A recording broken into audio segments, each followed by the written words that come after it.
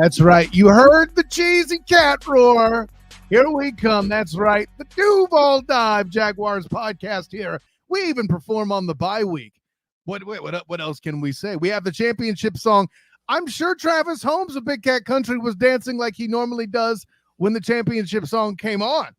So, yes, sir. Yes, sir. Listen, 6-2 best franchise start, second best franchise start as far as wins and losses go for the Jacksonville Jaguars, and as wounded as Steeler fans seem to be by, the refs, whatever. I think we'll have plenty of opportunity to explain why the Jags defense, at the very least, would have kept Kenny Pickett in basically non-productive as he was throughout the game. And of course, Mitch Trubisky had his struggles as well. I'll admit, let me lead in with this, Travis. Do you think, at least with the hit from Adam Gotsis to Kenny Pickett, that they got a little bit of? I think they have a little bit of an axe to grind, and I think they're kind of fair to kind of think that was being driven into the ground. What do you say? Well, I mean, we were doing the live stream at the same time when the play occurred. Yeah. Yes, sir. When the play happened, and I said then, I'm like, no, we got away with one, and that's okay. It's okay to call a spade a spade. And when your team is the beneficiary of a bad call by the refs, the refs also had a bad call on the Tank Bigsby fumble. I'm saying it, whatever it is. The refs were just bad because the refs were bad. The refs weren't bad because they were wearing teal undershirts underneath, whatever. So it is what it is. But no, they were right to say that the Kenny Pickett Adam Gostis roughing should have been called, and we were right on a few other calls. It is what it is. But nevertheless, personally, and we'll talk about this later, I felt that the Pittsburgh Steelers actually played better once Kenny Pickett left the game, because the Jaguars defense and coaching staff seem to have prepared their defense philosophy based on the things that Kenny Pickett couldn't do, and not necessarily Mr. Trubisky. Just my opinion. That's a fascinating concept, and they did move the ball better at times when Trubisky was in. It's just all of a sudden Trubisky would Trubisky and throw some interceptions in there as well. That being said, I believe the mobile element that Trubisky added in, even as a significantly older quarterback than Kenny Pickett, was something that flummoxed the Jaguars defense as well in its own way. I'll give you that much credit at the very least. Offensively too, listen, you're battling a Mike Tomlin defense. There was a lot of good stuff the offense did as well. Let me see. We're making it. You make the point about the defense and how they played. I'm inclined to put the defense up on deck first there too. Now, coming out of the gate, that first drive for the Steelers made me kind of, just as an analyst, see the Steelers offense as basically hapless from moment one. And they're throwing all stuff. You said though that coming out the gate, Mike Caldwell was doing some crazy stuff that you don't normally see. Well, I won't even say that you don't normally see. I'll just call it what it is. Mike Caldwell, you can tell the man watches tape, and that stinks that should be something that's brought up in conversation. But we have very many defensive coordinators that you start to question. Anyone who's watched film start to question, like, what are you doing? Like, what is happening here? And you don't have that with the Jaguars right now. Like, anyone who's seen the team knows, hey, these guys are doing some interesting things. And that's been going back for weeks now. And this was just another example. I mean, the second play of the game, Caldwell's calling an inverted cover 2, where instead of having the two safeties be the deep half responsibilities, he has the nickelback taking the short zone, puts the corner to have the deep zone, and puts the backside safety as the other deep zone. And frankly, Kenny Pickett just freezes. It causes a sack immediately, because he's like, he short circuits. What do I do with this? And he just eats the ball, and that's the sack, and that's the Josh Allen sack. And again, that's the second play of the game. And from that point on, it just became obvious that they knew what he did well, and they were not going to call defenses in the way that's going to give up the things that he did well, which is, we talked about it last week. Kenny Pickett only is good at throwing stop routes and back shoulder fades. So he called a defenses. He made sure to call cover 2 defense, different variations of it on most of the first downs, and a few threw in a little bit of cover 4, four deep zones. And ever so often, if you got into a third and short situation, he would throw some man coverage and have his cornerbacks in the trail technique to take away that back shoulder fade and said, beat me if you can, just like he did against Gardner Minshew in Indianapolis. So yeah, well, first of all, you got this is how good Mike Caldwell is. He found a way for Nickelback to not suck. So that's already number one out the gate, a great thing. Let's go ahead and go to the video while Tavis recovers from the dad joke there. Oh man. It's so here this is that inverted cover two that resulted in a sack. You had Trey Herndon, who's the nickelback, jamming the outside receiver in the bunt set, and he just and again Pickett just eats the ball. He doesn't know what to do with it at that point. And this is again later in that same series, he almost throws an interception to again Trey Herndon, who that man's just showing up. Again, these players are doing what they should do, and it's awesome. But also the coaching staff, Mike, you are showing your behind this year, and he should be in some head coaching interviews. And then later on the second drive, we get to a third down scenario, 3rd and 3, and you got Darius Williams running trail technique, and again, Kenny can't. Even when the receiver's open, they challenge him to say, beat us over the top. Make sure you're in between the receiver and the quarterback and make him lead the receivers. And again, we talked about this last week. It's the one thing he struggles with, and they knew it. And you just knew it was on a whiteboard somewhere saying, make him beat you over the top. He cannot lead his receivers, and he showed that he could not. And that's why I say it actually benefited the Steelers to have Mitch Trubisky come into that game, because it became obvious that they were hapless with Kenny Pickett playing quarterback. Yeah, I think we mentioned the same thing too on the Pro Sports Fans app media cast when we were watching the game live, and doing the watch along. We mentioned that those receivers were open, but the corners, the Jags corners, who have had a fantastic season, even by the way, missing Andre Sisco and Tyson Campbell, a fantastic day. It's always great watching Dewey get excited about a game. Hey man, I love when Dewey gets excited. When Dewey gets excited, man, people having babies somewhere. This is great. Yeah, no, but it's I think, and I like the part too where you mentioned like they did it last week against Gardner Minshew. What you're telling me is they had in-game practice for this football game. So, which is a great thing to do when you're about to travel, that you have less time to practice overall when you're traveling, so. Well, and again, and it wasn't exactly the same as what they did against Gardner, because they did a little bit more cover 2 man in that situation. But for the most part, it was the same thing. They knew these are the coverages you struggle against, and we're almost exclusively going to run it until you show me you can beat it, and he could not. Yeah, no, and at the end of the day, by the way, the sack in question earned by the guy who allegedly can't sack anybody, Trayvon Walker. Not to say that Josh Allen didn't show up. He now has 9 sacks more than TJ Watt. And I think when I last looked leading into this evening, he was 2nd overall behind Donnell Hunter, which is all very interesting in itself. But before we talk about trade deadlines and things like that, because that was a whole other thing this week, let's go into and I'm going to say, even though you picked the videos this week, Travis, as you have for the season so far, this was still my favorite play of the day. I don't care how you slice it, but even you, as a defensive back, saw some things that were interesting to you. We'll go ahead and go over to the film. Joey Porter Jr., who was having a great year so far. Excellent about it for the most part.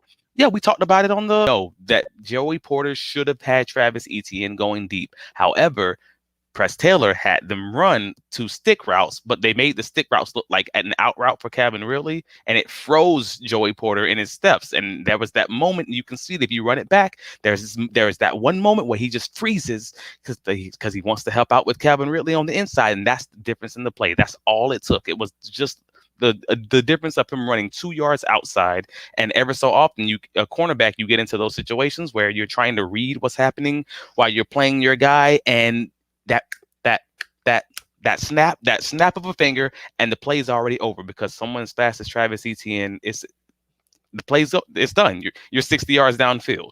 So again, I love the fact that Press is just showing his behind in these empty sets. And this goes back to the Dallas Cowboys game last year. It goes back to the Chargers game last year. You've seen this man. Chargers playoff game. Right. He is at his best when he is running these empty sets and watching how defensive coordinators are going to adjust their defenses to how the Jaguars play these empty situations. He motioned Travis Etienne out of the backfield and motioned them right back into the backfield multiple times earlier in the game to see how Pittsburgh was going to react. And after figuring out, all right, they're going to play man front side and they play zone backside a few plays, he comes back later in the game to that series. That's why I took my cap to him in that situation, because he set that up earlier in the game on multiple plays to find out what they were doing. And then game on the line, touchdown. Let's go. Yeah, absolutely. And see, here's the thing, and this is the psychological element. There's a whole lot of chalkboard stuff going on there that's smart. I get it. But listen, you're a rookie in the NFL, and you see a receiver like Calvin Ridley, who's clearly the number one, clearly the explosive play guy. And when he turns around, you're going to crack down because you have a chance to make a big play and get out there and do something, amazing. Dad's in the stands watching it, all of it. And then what happened was, I can't get mad at the young man for locking down and biting on Calvin Ridley such that it was. But credit to Etienne doing. I mean, I don't know that I would call that a wheel route or whatever that is. But it really was just a straight. It was a straight fly. It was what do you want to call it, a fly route? What do you want to call it, a fade route? And it was so great because he caught it on the back of the ball. He was this close. He was this close to dropping it, and that would have hurt my heart, man. It was that close. So I was ecstatic to see it. And then if you watch the sounds of the game that the Jaguars put out, then you got Cam Robinson spiking the ball afterwards and just sounding like a kid at the candy factory. Man, it was great. Yeah, no, and especially the way that points came at a premium, I definitely say that play broke the game open. It certainly made it to where field goals weren't going to do it anymore for the Steelers. I believe I had picked 21-17 for that game. I wasn't too far off, but we both picked an ugly scoring game there too. And listen, Omar Epps is a bad mamma jamma, one of my favorite coaches. And I liked his counterpart, Mike Tomlin, on that show House. Oh, wait. No, but listen, take nothing away. I think you made the point already, too. Death taxes winning records when it comes to Mike Tomlin. Also, death taxes winning records for Mike Tomlin, and also the over in the Pac-12 and Big 12. So, with all that in mind, let's go ahead and get the breakdown of the acquisition that the Jaguars made this week, shoring up the offensive line just a wee bit. Travis, tell me what you thought about it. Whew. I mean, Balky, Trent Balky, he balled out, and that's what you're supposed to. I mean, these are the trades that you want to see from. I need to mark this as you having a moment where you weren't critical of Trent Balky. That's a thing. Hey man, I call it as I see it, and if I'm seeing all bad, then I'm calling all bad, and if I'm seeing good, finally, I'm gonna give a man credit for it. That doesn't mean that I'm out in the streets wearing a Trent Balky T-shirt just yet, but I'll call it as I see it, and this is there are times Trent Balky's the reason you're wearing the other shirt. Correct. Yeah. So no, this is what it is. So for this individual trade in this isolated situation, hey man, that's the best you're going to hope for. Because again, this wasn't even on my radar, and I'm going to call it again. I call it as I see it. Now looking back at all the different reporters and all the different reports going back into last offseason talking about Ezra Cleveland being potentially in that last year of his contract, and kind of knowing that he wanted to market himself as a guard and a tackle when he enters free agency. Now that I'm searching for those things, it's easy to find those reports. But again, this wasn't even on my radar because I don't really follow the Vikings in that way. So now I can see it and I'm like, all right, cool. So this more looks like it's going to be a rental type of situation. But nevertheless, for 2023, this is an incredible move. The Vikings, obviously, they signed Dalton Reisner, 2-3 weeks ago. And after Cleveland ended up getting hurt for those 2 games, he had a midfoot sprain. Reisner did what he does, and he played, above average, and that made Ezra Cleveland expendable at that point. And with the Kirk Cousins injury, it just made sense for them to try to get something for him while they could, especially when you're talking just hours before the end of the trade deadline. And let's not forget, you mentioned Kirk Cousins' injury, also Justin Jefferson already on IR. To reboot the season may not be the worst plan. You feel sorry for guys like Harrison Smith and stuff. Even Kirk Cousins himself, who are longtime Vikings, when that happens. But I mean, I think that's the state of the team, and I don't blame them doing it. The Lions are taking care of business in the power vacuum that is the NFC North right now. So that's all a thing.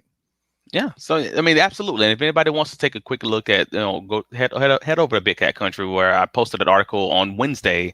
What does Ezra Cleveland bring to the Jaguars? And we kind of took a deep dive and just to all the things that he's great at, all the things that he may be a little bit inconsistent, and maybe it kind of went deeper into why this happened and what this could mean for the Jaguars moving forward.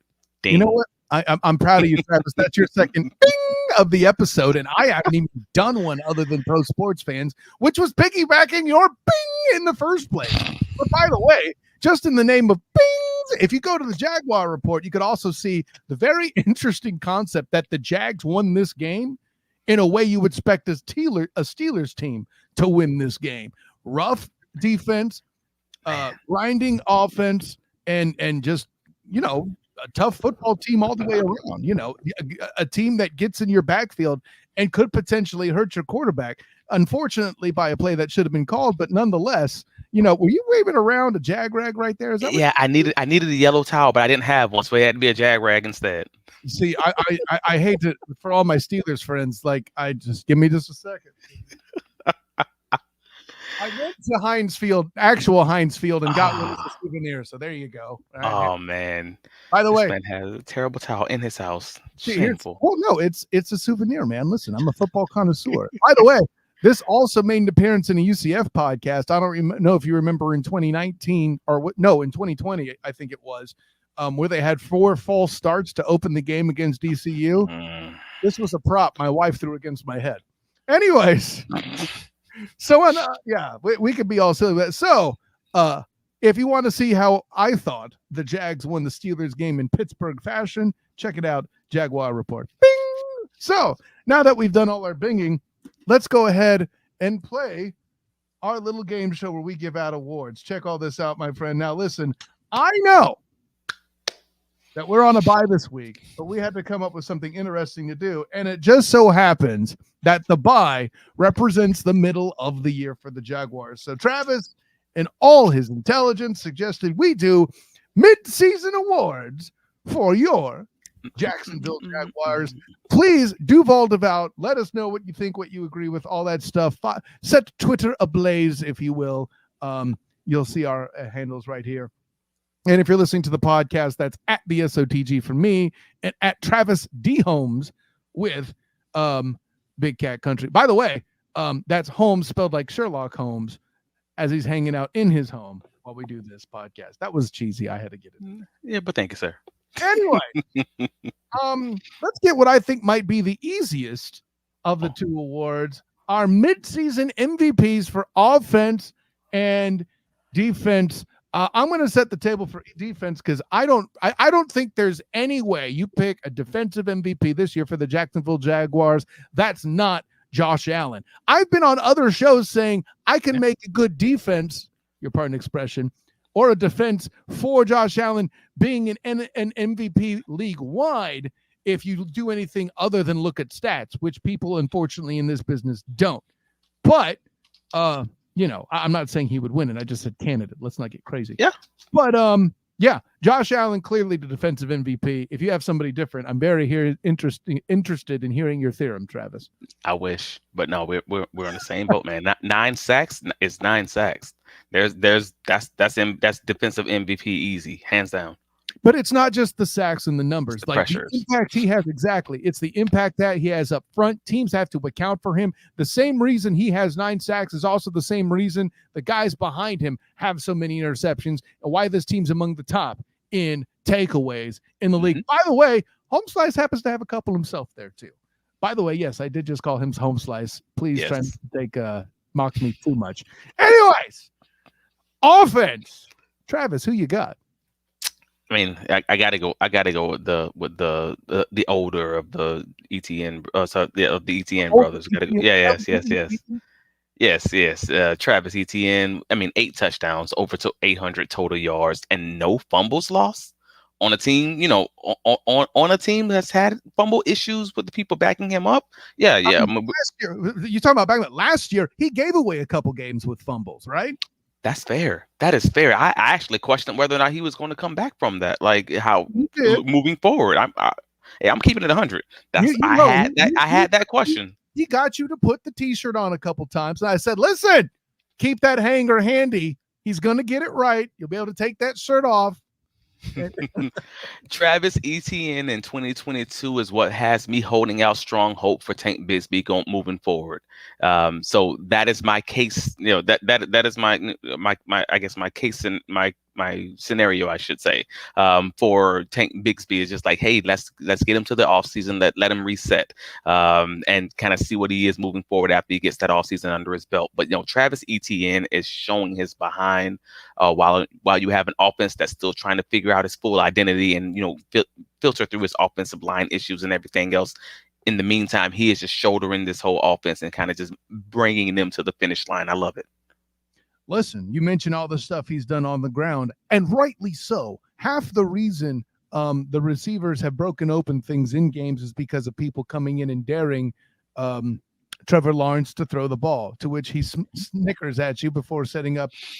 Then he pulls out his phone and puts in the dang Uber driver, the Uber Eats from Waffle House to come over to the stadium because you didn't take him seriously. No, yeah. But I say all that to say you can't rule out his receiving impact as well. Listen, in a world where you're cheering for a team, Travis, where Travis is cheering for Travis, as it would turn out, where pencil whipping is the name of the game in what I would even almost kind of call kind of a West Coast style of offense, so to speak.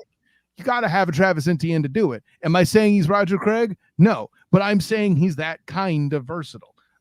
And forgive all the 49er metaphors there, but I know they're going to be the next opponent, and I just realized that I forgot to change hats before hitting record, so my 49er hat is in the video. Sorry.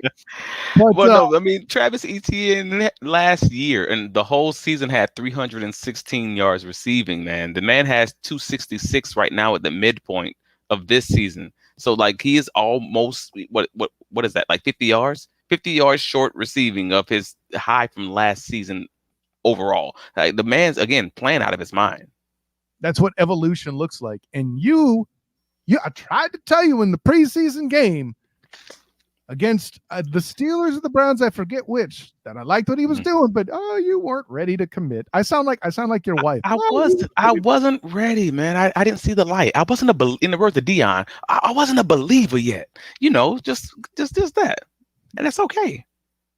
You do believe. Okay. Let's go to the next category, Travis. Cool. Team best rookie this season. Anybody who knows me and my role on this show probably already knows my pick. Biggest impact rookie this year, Travis Holmes. Who you got? I mean, come on, it's got to be Anton Harrison, right? Like, I mean, if there's another answer, then I'm at a loss. I won't lie to you. In the words of Doug Peterson, he's absolutely had a baptism by fire early in this rookie season. The Jaguars stopped. I'm just saying that the Jaguars are top 3 in the league in the percentage of snaps where they leave their tackles on an island without chipping, double teams, etc. And he's had battles with Chris Jones, Leonard Floyd, Cam Jordan, T.J. Watt last week. T.J. Watt. Right, and he's won his fair share. Like, he's had some struggles, but who won't against those guys? But he's held his own as a rookie. It's got to be him, right? Yeah, as a rookie, who, by the way, listen, hey, let me talk to you. You open the season, you got 2 guys that are top. Hey, you're going to be one of these guys that's in the rotation at one of the most important positions on the bleeding field on offense. No pressure. Oh, and just so you know, one of the top 2 guys in question is going to be out for the first 4 weeks. So you, homie, you got this. Oh, by the way, the second game of your career, your first time playing in your new digs, you're going to be playing against a man who was holding out as a world champion and is going to play out of position just to target you. That's true, because he normally moves around and plays like 20% on the edges, and they put him on the edge that game like 80%. Just for Anton. You're right. That's baptism by fire if there is none. Yeah. I mean, Goodness. But listen, credit to the young man. I felt like he did pretty good in preseason. I think in the Lions game, he even outperformed Cam Robinson. Whole other question. But with all the above in mind, yeah, I don't see how best rookie does not go to one. Anton Harrison. Yeah, that's not a surprise there. Speaking of things that are surprises, biggest surprise for your Jacksonville Jaguars in 2023, Travis Holmes. I've been waiting for this one.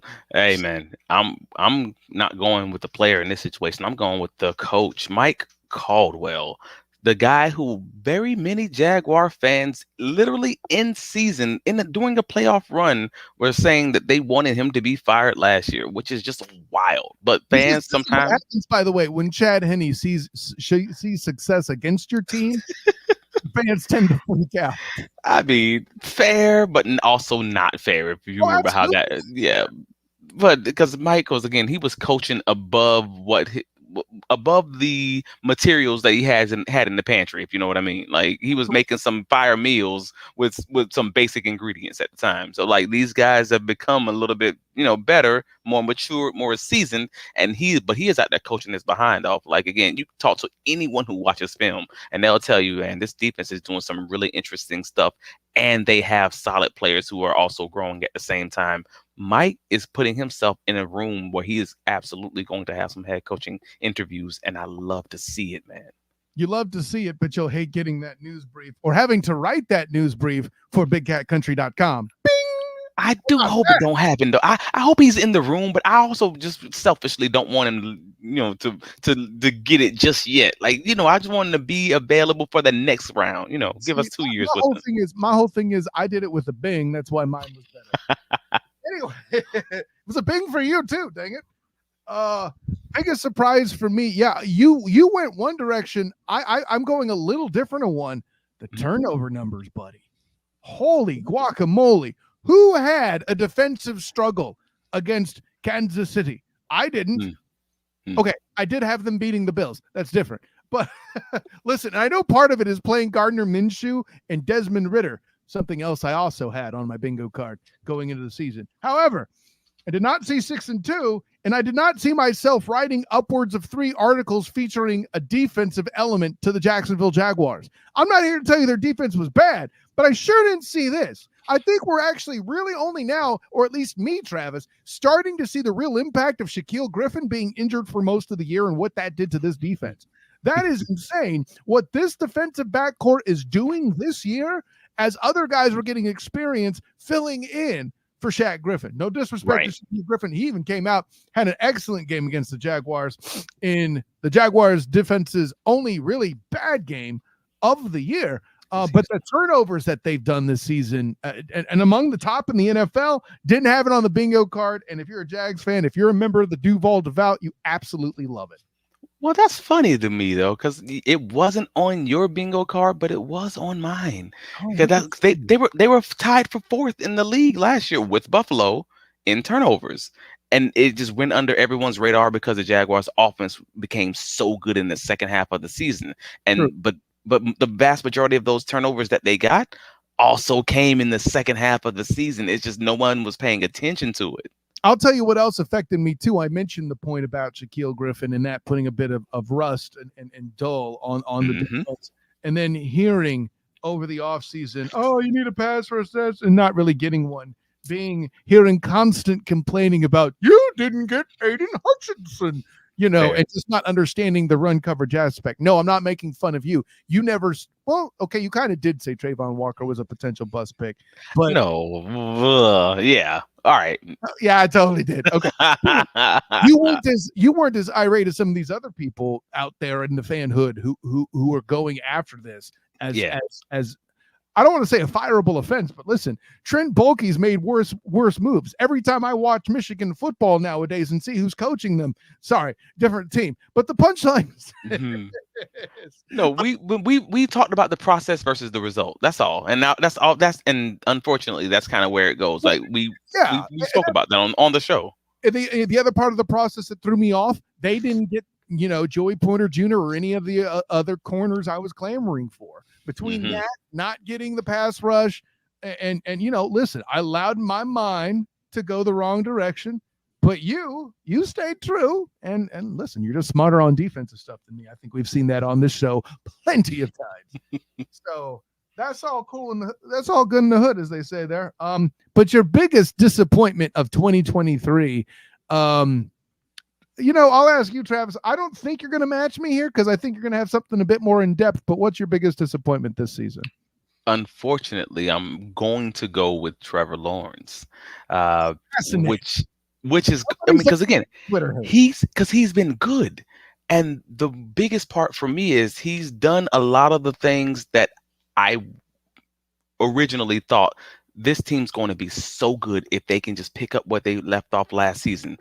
I.e., they are good in the red zone. They're not turning the ball over, and for dumb reasons, and they're just staying on task. They're just staying on cycle. They're just completing the basic plays that are there that the defense are giving them. And right now, as we're in the bye week, I can objectively say they're doing all the things that they did last season at the start of the season. The only difference is they're just a better team. They're just better overall, if that makes any sense. Like the floor has risen as far as that's concerned, but they're still making those same mistakes. And my hope is that when they take that next step after the bye, as they did last season, that this team is going to move from being, that whatever it was, 2-win team before the bye last season to being, I mean, goodness gracious, undefeated in the second half of the season or something along those lines. That's my hope, because again, those red zone interceptions, they're still happening. Those boneheaded interceptions, those things are still happening. I wanted to see this guy be up here, top 2 in the league, top 3 in the league, that we know he's capable of, not this, middle of the pack, Kirk Cousiny stats as far as that's concerned, and just having those that one turnover every game where you're just scratching your head. And we've all done it. Every game, there's that one interception, even back in the preseason and in the Cowboys game. It's just that's that one play every game that you just like, dude, what was that? I'm happy he got it out of his system early, but every team won't let you come back from that.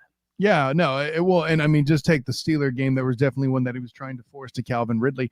I don't, that's not a bad pick. The reason why I can't commit to it like you have is I've seen him do too much amazing-ish that he would not have completed. Hell, this time last year, let alone 2 years ago when he was mired in Urban's coaching. Okay. It's only my biggest disappointment because of my expectations that I set on his shoulders. That's true. And well, see, even some of the expectations, some of them he has met. This dude made some big third down throws to win some football games lately. We could talk about Foster Moreau handing the game to the Jags all we want to. That's not even a possibility if Trevor Lawrence doesn't hit some key third downs in the football game in question in a short week, while also leading the damn team in rushing yards with an injured knee, by the way. So that alone is very Patrick LaVon Mahomesian. And if you have those kind of moments, I still think Trevor's trending up. That being said, in your defense, you're calling for the first half of this season, and there have been elements of games where in the first half of the season, Trevor Lawrence has had those bonehead moments. But you know who's had more bonehead moments, in my opinion, that had bigger impact on this football team?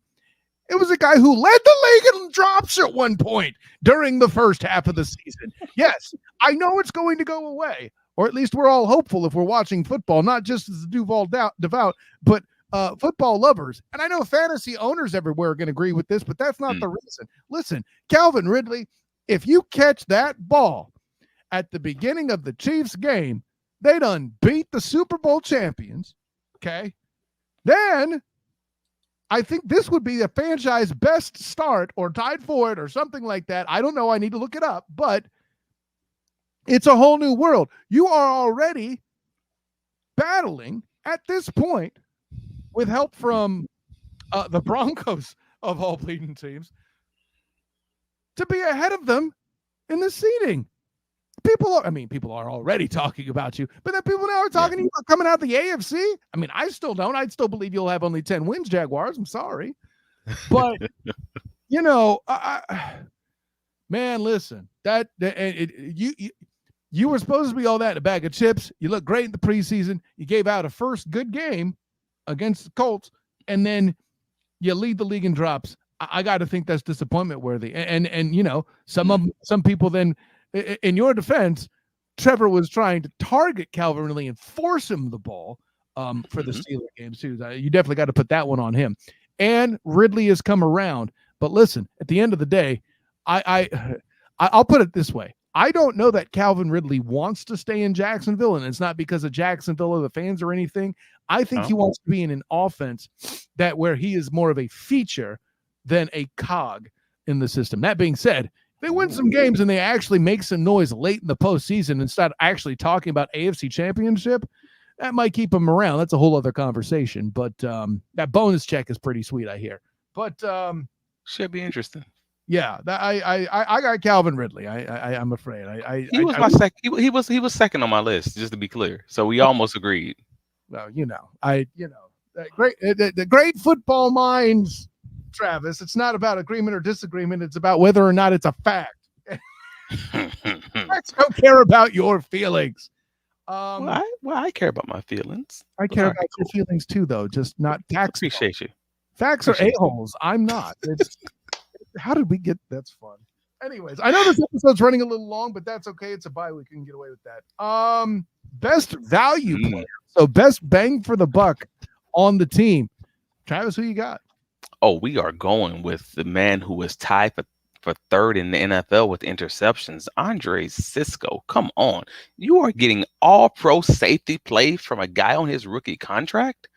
Man, that's got to win hands down every time. Buddy, I love that pick. That's a great pick. I would probably pick that, but in the name of good radio spirit, I thought about Walker Little even. But how about, hear me out, you don't go in the offseason to the free agent market when something goes wrong and your left tackle gets suspended. You just pull the guy you pulled out of the damn stage from the draft and plug his butt in there on a literal rookie contract. Yeah. I got Anton Harrison here, man. Yeah. And that's fair. For all the reasons we talked about earlier. Fix it, go. Fix it, kid. Andre Cisco is clearly the answer, though. Let's be clear.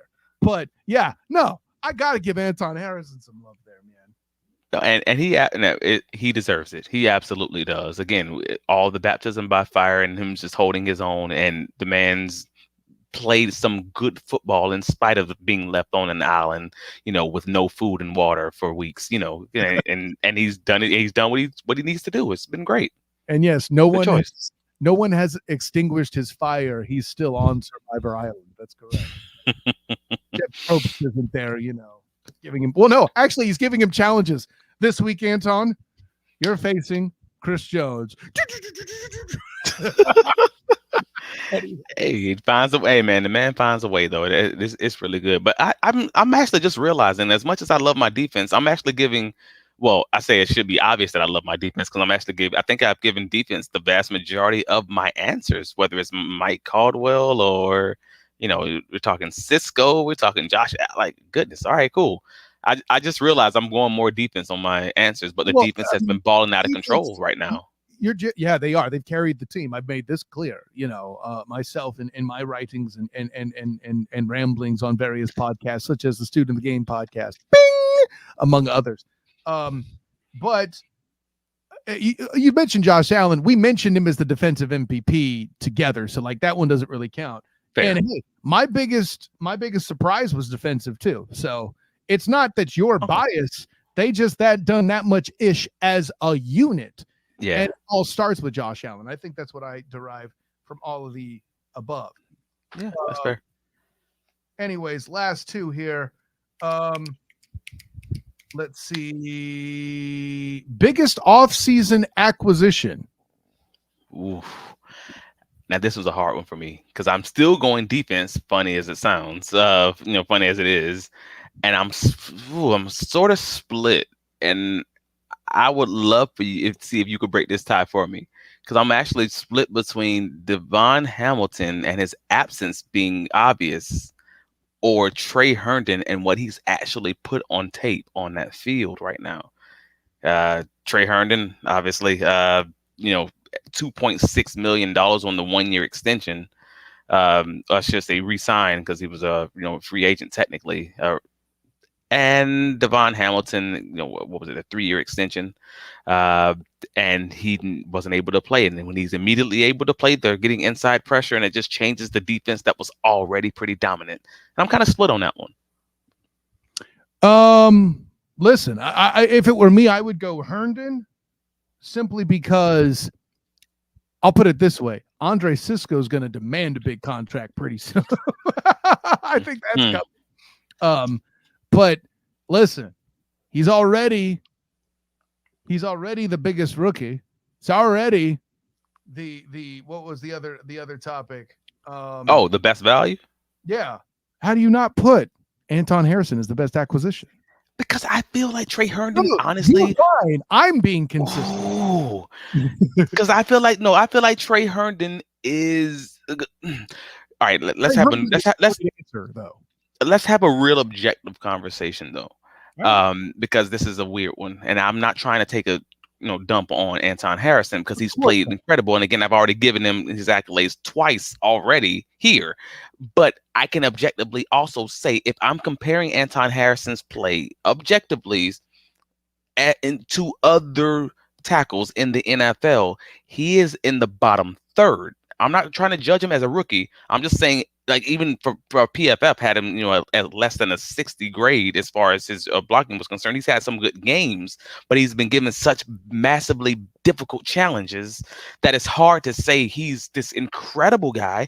Meanwhile, Trey Herndon actually has played, like, we're talking top 15 to 20 in the league. And you're listing re-signings as well. That's kind of the mistake I made too. Okay, that's fair. Oh, yeah, fair. Yeah, I mean, because technically he was just an acquisition. He wasn't a... But yeah, I got you. Re-signings, but because of how well he's played, that wasn't on my bingo card, bro. It just wasn't. Like, I remember I didn't like Trey Herndon last year. I wanted him to get another corner and bring another corner in to compete with him. So to find that Trey Herndon's up here now, meanwhile you have Darius Williams, meanwhile you have Campbell. Wow, like. Again, that just wasn't on my radar of things, even the realm of possibility. And now seeing how well this guy's playing, I got to give him his flowers. So and hey, I ain't mad at you. And now the more when you put it, when you spin it the way that you do, I mean, heck, Trey Herndon probably is the right answer because say what you will, the expectation wasn't him doing what he has done. Yeah. Clear. So, that's 100%. You gave me the bingo card defense. I'm rolling with it. I like it. Final category, and this was an interesting one you did here, kind of off the cuff. Something creative to do. The biggest, we'll say, impact as far as players that have missed games. We don't want to say injury because there have been other reasons for players to miss games other than injury. I'm going to tee off on this one first because, dang it, I've agreed with you too much. Listen, I know most of my answers have been offensive in nature. I'm going to repeat that here. Zay Jones missing takes an element of the pencil whip away from Doug Peterson. Not that he doesn't find a way, like, for example, Travis Etienne for a game-breaking touchdown against the Steelers.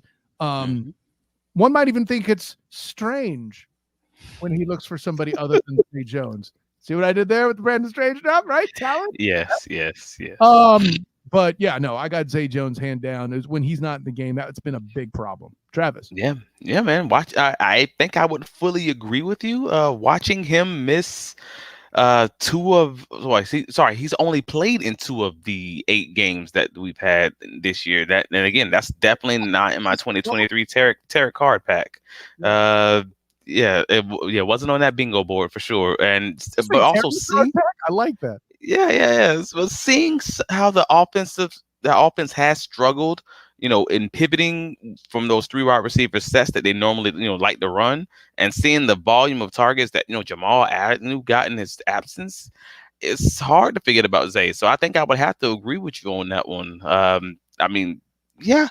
And I can't even say the Cam Robinson loss was a big loss because Walker Little also played out of his mind at that time also. So yeah, I think I'm doubling down with you. I'm going with Zay Jones. Don't forget about Zay. Little's fault that it's Zay Jones. That's how good you are, Walker Little. Yeah. Hey man. I do hope he heals up, for the second half of the season. Let's get this 5 best old linemen on the field. Yeah. And Zay Jones also. Sorry. Yes. And just in time for the 49ers, if you're a member of the Duval Devout, that's gonna, if you like football, that's gonna be fun to watch. I'm hoping. Oh, actually, yeah. Fingers crossed. Yeah. I will be there at Everbank Stadium myself to witness those festivities. Travis, that takes us to the end of the bye-week edition of the Duval Dive. Tell the people where you can be found. I can be found on all the socials, all of them, all the socials, all the socials, on a string, on a cup, everything, man. Travis D. Holmes. You can find my writings on bigcatcountry.com. You can find me here every week, Friday 11 a.m. Duval Dive, a Jaguars podcast. You can also find me on Inside the Pigskin for the South Florida Tribune. That is on Tuesdays at 8 p.m. And yeah, just hit me up. I love talking football on all the socials, and it is on you, sir. Hey, fantastic stuff. By the way, he would also like to announce his partnership with Solo Cups, the official cup of the Cup and String communication system. I am Kyle Nash, the student of the game. You can find me on Twitter at the SOTG. Find me on Instagram and Threads as the same, the SOTG. Find me on Facebook as a student of the game. Check out my writings with the Jaguar Report of SI.com and also the 3-point conversion. Also, my work with A7BN Sports. Cover a little bit in the Orlando Magic with them, too. Hoping I'll be at the game Saturday as the Magic host the LA Lakers. That should be fun. Also covering UCF football as well for the Black and Gold Banneret. I'll be watching that Cincinnati game this weekend before the game starts to write up the latest edition of Night Class. So check that out, blackandgoldbanneret.com. And then also the Student of the Game podcast, 8:40 p.m. Eastern every Tuesday. And of course, you could catch all of that and this on Sertoba Media's YouTube channel, where the struggle is real to be awesome. Bing! On A7BN Sports Facebook page live, on the 3-point conversion iHeartRadio channel. Check that out. Or you can also check it out on the Huddle Up podcast YouTube channel as well, or any of your podcatchers as well. Also the SOTG on Twitch. There's that. So check that out. Yeah, versatility. Got to find the people, Travis. They won't just come to you. But honor, joy, and privilege for my good friend, Travis Holmes. I am Kyle Nash, the student of the game. And until next time, everyone, class dismissed.